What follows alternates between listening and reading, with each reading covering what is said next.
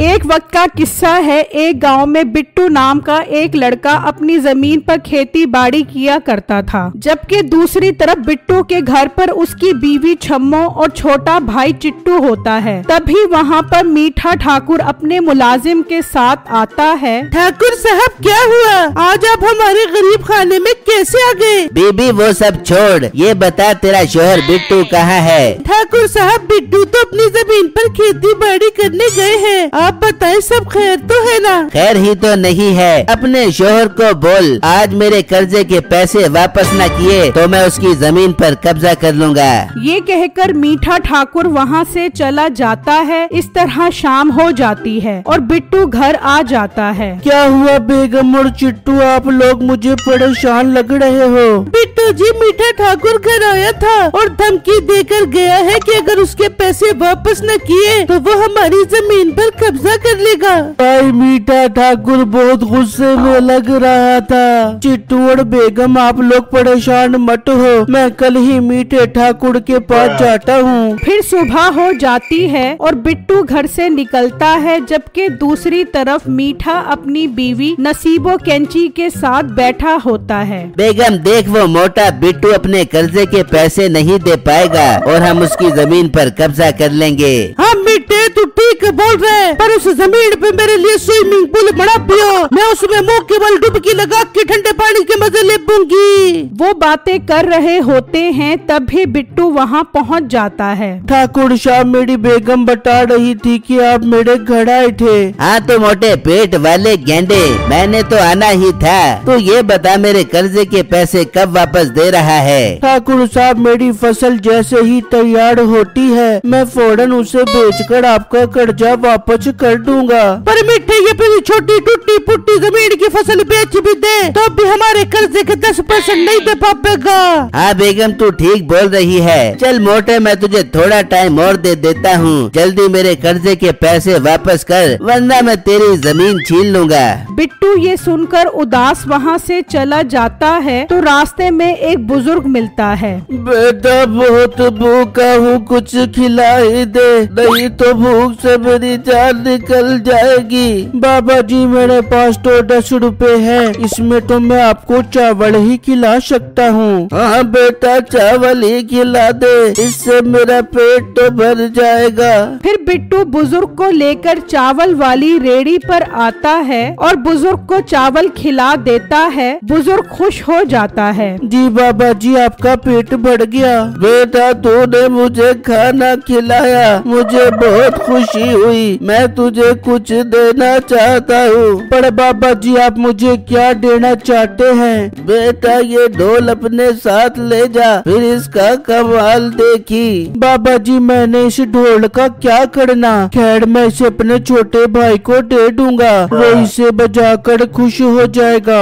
बिट्टू ढोल ले लेता है और वहाँ से चला जाता है और अपने घर आ जाता है। बिट्टू जी आप तो मीठे ठाकुर के पास गए थे, फिर ये ढोल कहाँ से ले आए? बेगम मैंने एक बुजुर्ग को खाना खिलाया तो उसने खुश होकर मुझे ये ढोल दे दिया। पर बिट्टू भाई मीठे ठाकुर से क्या बात हुई? चिट्टू मेरे छोटे भाई, ठाकुर साहब ने कुछ टाइम और दे दिया है। अच्छा चिट्टू तुम खेत में जाकर फसल का ध्यान रखो, आजकल खेत में जानवर आ जाते हैं तो फसल खराब कर देते हैं। इस दफा वैसे भी आम लगाए हैं, अल्लाह करे वो जल्दी तैयार हो जाएं। बिट्टू भाई आप ये ढोल मुझे दे दो, मैं वहाँ इसे बजा कर थोड़े मजे ले लूँगा। फिर चिट्टू वो ढोल लेकर चला जाता है और खेत में आकर बजाने लगता है। इस तरह रात हो जाती है और वो सो जाते हैं। जब अगला दिन होता है तो बिट्टू खेत पर आता है तो देखकर हैरान रह जाता है। आम पककर तैयार हो चुके होते हैं। ये कैसे हो गया? अभी तो आम पकने में 2 माह पड़े थे, फिर ये कैसे तैयार हो गए? बिट्टू बहुत खुश हो जाता है और वो आम तोड़ता है और उन्हें बेचने बाजार आ जाता है। ले लो भाई ले लो, मोटे मोटे मीठे मीठे गजाइये से भरपूर आम ले लो। तभी वहाँ पर 2 आदमी आते हैं। अरे भाई अभी आम तैयार होने में काफी टाइम पड़ा था, फिर तुम्हारे पास आम कहाँ से आए? भाई साहब मेरी जमीन जमीन बहुत जरखेज है, उस पर जो भी फसल लगाओ जल्दी तैयार हो जाती है। वह हमें तो अभी से आम खाने को मिल रहे हैं, हमारे तो मजे लग गए। भाई मुझे 2 किलो आम दे दो, भाई मुझे 3 किलो आम दो। जी जी भाई मैं अभी देता हूँ। इस तरह बिट्टू के सारे आम बिक जाते हैं और वो खुशी खुशी गोश्त की दुकान पर आता है। भाई मुझे 2 किलो गोल बोटी का गोश्त दे दो। फिर बिट्टू उससे गोश्त लेता है और घर आ जाता है। बेगम आज तो मजा आ गया, सारे आम बिक गए। ये देखो मैं मटन गोश्त लाया हूँ। वाह बिट्टू भाई बहुत दिन से गोश्त खाने का दिल कर रहा था, आज मैं जी भर के खाऊंगा। पर बिट्टू मुझे ये बात समझ नहीं आ रही, आम पकने में तो अभी 2 माह पड़े थे, फिर ये आम कैसे तैयार हो गए? बेगम इस बात की तो मुझे भी समझ नहीं आ रही। चिट्टू मेरे भाई ये बताओ, जब तुम खेत में गए थे तो वहाँ तुमने कुछ अजीब देखा? पर भाई मैंने तो सिर्फ वहाँ जाकर ढोल बजाया था। चिट्टू की ये बात सुनकर बिट्टू के जहन में वही बात आती है। मुझे तो ये जादुई ढोल लगता है, तभी उस बुजुर्ग ने ये कहा था कि इसका कमाल देखना। बिट्टू जल्दी से वो ढोल लेकर खेत पर आ जाता है और उसे बजाने लगता है, तो देखता है कि आम बड़े होना शुरू हो जाते हैं। ये देखकर बिट्टू खुश हो जाता है। अल्लाह तेरा लाख लाख शुक्र है, मेरी सारी मुश्किल आसान हो गई। अब मैं इन्हें बेचकर मीठे ठाकुर का सारा कर्जा उतार दूंगा। बिट्टू वो आम एक व्यापारी को बेच देता है और पैसे लेकर मीठे के पास आ जाता है। ये लो मीठे ठाकुर आपके सारे कर्जे के पैसे।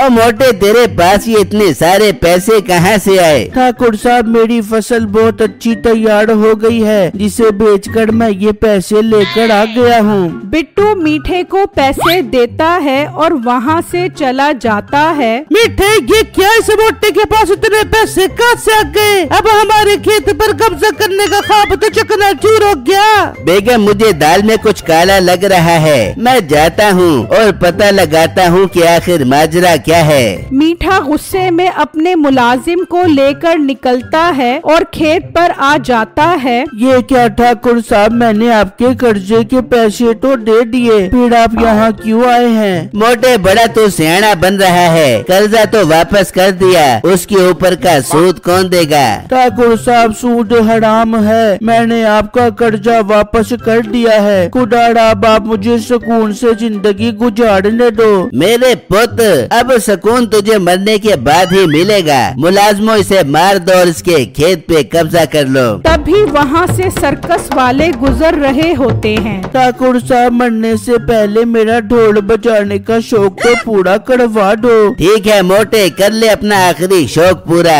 बिट्टू ढोल बजाना शुरू कर देता है और देखते ही देखते मीठा बड़ा होना शुरू हो जाता है। ये मुझे क्या हो गया है, मैं क्यों बड़ा होता जा रहा हूँ? ये देखकर मुलाजिम भाग जाते हैं। मीठा इतना बड़ा हो जाता है कि सर्कस वालों की उस पर नजर पड़ जाती है। वो देखो कितना बड़ा इंसान है, इसे हम मेले पर ले चलते हैं। फिर वो सर्कस वाले मीठे को रस्सियों से बांधकर अपने साथ ले जाते हैं। बिट्टू ये देखकर खुश हो रहा होता है और मीठे से उसकी जान छूट जाती है।